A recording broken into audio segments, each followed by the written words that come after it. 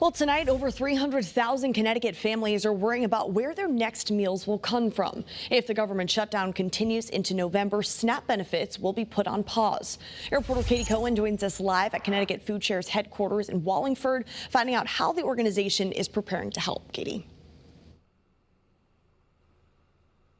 People here at Connecticut Foodshare say they've been working around the clock. They want to help families who may lose their SNAP benefits next week and also those who have already been impacted by the government shutdown.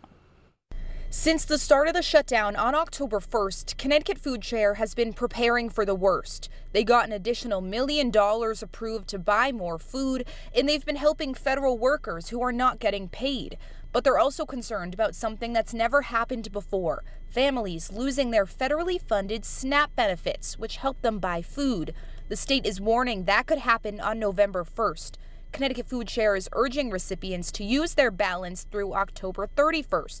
That's because they will not get their benefits renewed in November.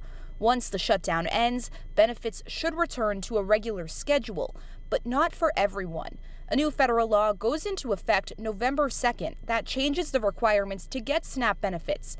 Connecticut Foodshare is calling this their worst nightmare, since both changes are happening at once. SNAP is absolutely 100% the first line of defense against hunger in this country and in the state of Connecticut. For every meal that we provide at the food bank, SNAP is able to provide 9. There is not enough food at our food bank or every food bank in America combined to make up for the cuts that you're going to see if SNAP goes away. If you need help, you can go to ctfoodshare.org to find food pantries near you, or you can contact United Way by calling 211.